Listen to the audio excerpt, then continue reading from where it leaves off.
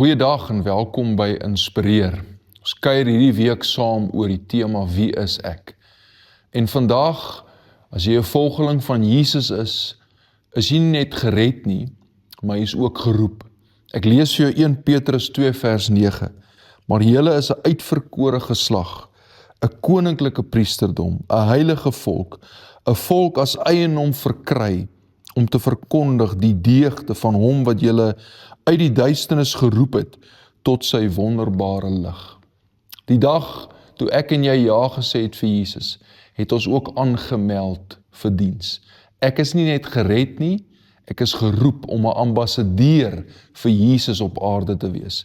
Deur my woorde, deur my gedagtes en deur my dade.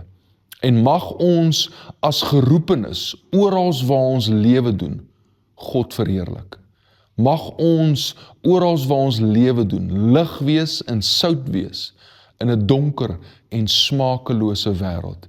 God het jou nie net gered nie, hy het jou ook geroep. En mag ons 'n verskil maak waar ons lewe doen. Mag ons mense beter los as wat ons hulle gekry het.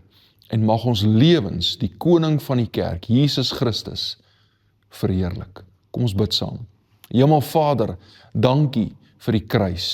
Dankie dat U ons kom red het. Maar Here, saam met dit, dankie vir die roeping op ons lewens, dat waar ons lewe doen, by die myn, by Eskom, by 'n restaurant, waar ook al ons lewe doen, langs 'n braaivleisvuur, dat ons lewe sal spreek, ook van die roeping van God in ons lewens. En mag ons lewens God verheerlik. En soos wat ons verskeie kere vir mekaar sê, mag U ons bly seën vir een rede, om 'n seën te wees vir ander. In Jesus se mooi naam. Amen.